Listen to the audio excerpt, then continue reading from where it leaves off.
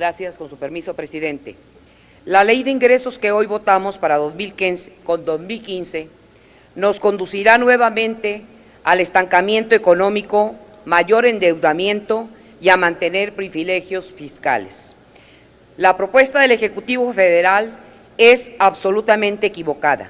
No reconoce las graves y reiteradas imprecisiones para determinar las variables macroeconómicas en un ambiente internacional crítico. No se plantea alternativas para solventar la escasez de ingreso para el 2015 y las mal llamadas reformas estructurales aprobadas no se ven reflejadas en el diseño de la política económica, comprometiendo con ello el futuro de todas y todos los mexicanos.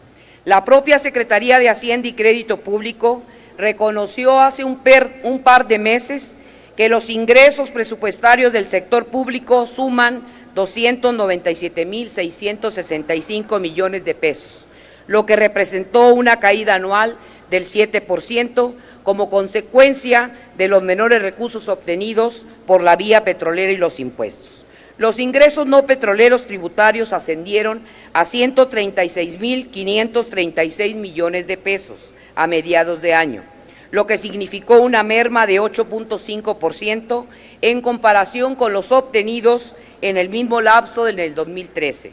El ICR mostró una caída del 17.1% anual en el mismo periodo, y aunque el IVA y el IEPS crecieron el 19 y 12% respectivamente, son insuficientes para revertir la menor captación de impuestos en este 2014.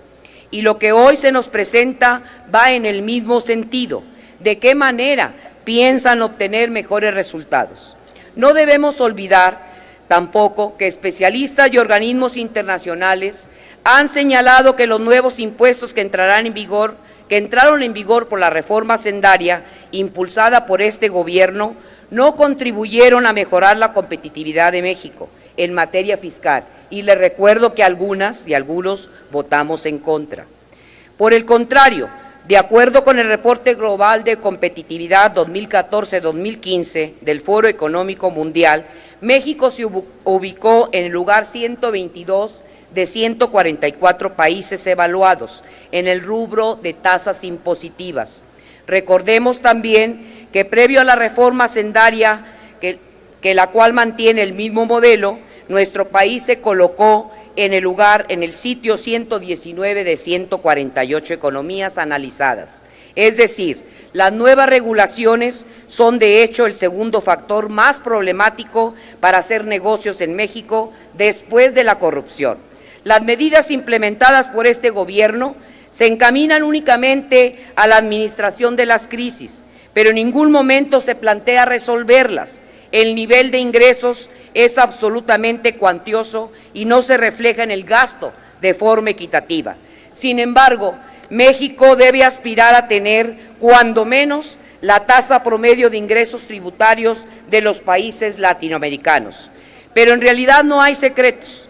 De hecho, coincidimos con la posición oficial de que no hay magia para resolver nuestros problemas, solo que omiten señalar su falta de voluntad para incrementar la recaudación de los principales impuestos, por su estrecha vinculación con los grandes evasores.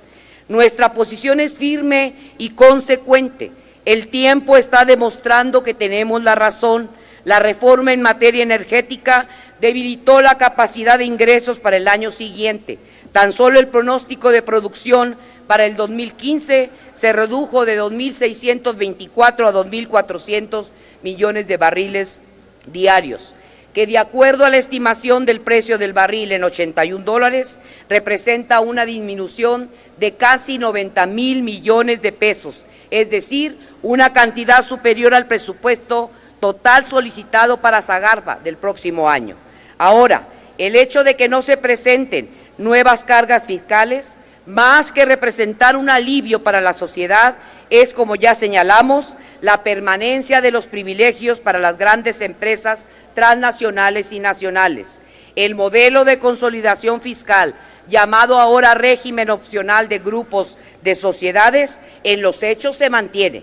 El Ejecutivo solicita apoyemos su iniciativa, pero no explica por concepto la disminución de 3.3 mil millones de pesos de ingresos tributarios, particularmente del ICR y del IEPS. Desconocemos si es producto de la disminución del crecimiento económico, algún motivo específico, o si se trata nuevamente de una sobreestimación e imprecisión de los responsables de la economía del país.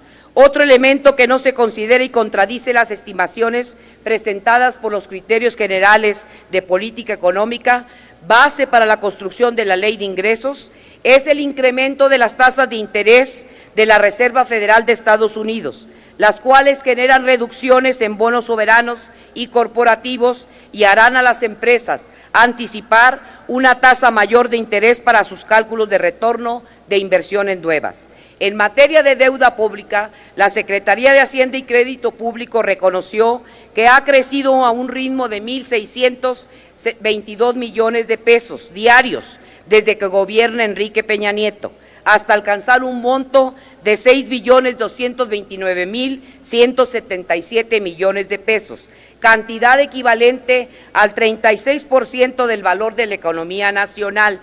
Sin embargo, existen datos duros que señalan que la deuda está fuera de los estándares internacionales, pues pasa del 42.2% del PIB en el 2014 a 43.3% para el 15 y su aumento se mantendrá.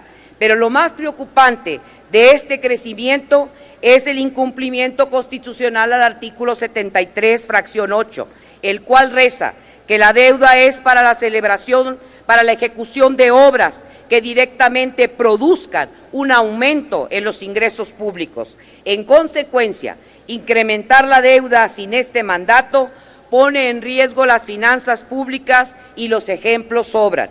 Solo recordemos la aprobación del pasivo laboral de Pemex sin especificar monto alguno y que se estima será mayor al FOBAPROA. No existen medidas fiscales que permitan contener las contingencias administrativas de las y los contribuyentes. Ante las nuevas obligaciones administrativas que han implicado un cambio tecnológico en lo referente a recibos electrónicos de nómina y la contabilidad electrónica, lo cual obliga a considerar la posibilidad de prorrogar, flexibilizar, abrogar, según sea el caso, estas medidas, con el objeto de eliminar al máximo la evasión de cualquier contribuyente, que se pague lo justo, como demandan miles de mexicanas y mexicanos y diversas organizaciones en el país, como la Organización de la Alianza de Contribuyentes y Transportistas. Esta propuesta no establece mecanismos suficientes para garantizar la distribución estratégica y equitativa de los ingresos, recursos económicos que habremos de ingresar, que consoliden un adecuado modelo para detener el desarrollo integral de nuestra economía. Las y los diputados del PRD nos pronunciamos porque la Ley de Ingresos no transgreda los intereses económicos y sociales de los sectores más vulnerables del país. Exigimos al Gobierno federal reconozca que el modelo económico implementado, por más reconocimiento que se reciba, no es favorable para todas y todos los mexicanos y debe ser reorientado. Si esta administración tiene buenas intenciones, les digo que tienen muy mal tino, pero es tiempo de aceptarlo y de comprobarlo. Señalo que el paquete económico federal 2015 del cual se deriva la Ley de Ingresos no responderá a las grandes necesidades de la población. Su diseño se anticipa equivocado. En su conjunto evidencia el extravío del programa presentado por el Ejecutivo. Este país está perdiendo la confianza de propios y extraños. Existen fugas de capitales, no hay confianza para inversiones, la reforma laboral fracasó, la educativa tampoco no reunió las expectativas de los cuales la argumentaron, la financiera no detonó el crédito como palanca de crecimiento, la competencia en todos los mercados sigue estancada, los niveles de pobreza hoy día alcanzan niveles vergonzosos. En suma, este gobierno se equivoca y se equivocó y se sigue equivocando. Es realmente vergonzoso e insisto, el mantener un modelo económico que solo favorezca a unos cuantos en detrimento de millones de mexicanas y mexicanos. Sin embargo, debemos señalar que sí hay de otra, pero para transformar a nuestro país debemos rechazar propuestas como la que hoy se nos presenta. ¿Y qué decir de los destinos que tendrán las ganancias de los ingresos petroleros? Nuestra posición es que no deberían concentrarse en el Fondo Mexicano del Petróleo, toda vez que este fideicomiso no funcionará como un mecanismo de ahorro a largo plazo, sino tendrá como fin el de garantizar el pago de los contratos a las empresas transnacionales en un ambiente de total opacidad y discrecionalidad absoluta. Son varias reservas que se presentan y que tienen que ver, como en el artículo 10, lo que se refiere a los subejercicios de las dependencias y entidades. La Secretaría de Hacienda y Crédito Público deberá proceder con celeridad, con un plazo máximo de 10 días para poder tener apego irrestricto al artículo 23 de la Ley Federal de Responsabilidad Hacendaria. En el artículo 24, que se refiere a los estímulos fiscales y las facilidades administrativas, debe de incorporarse en esa redacción que éstas deben de ser aplicados con un criterio de equidad y transparencia. En el artículo 15 se otorga, en donde se habla del otorgamiento de los estímulos fiscales, montos de las participaciones a los trabajadores y trabajadoras en el reparto de las utilidades. Estas deberán de hacerse con apego irrestricto a los derechos de las y los trabajadores. Y en el artículo 10, que se refiere a la asignación de ingresos excedentes, este se ha aplicado con una nota específicamente, con claridad, con transparencia y en tiempo. Por su atención, muchas gracias y espero que puedan ser consideradas, cuando menos, a discusión las reservas presentadas ante este honorable Pleno. Cámara de Diputados, 62ª Legislatura.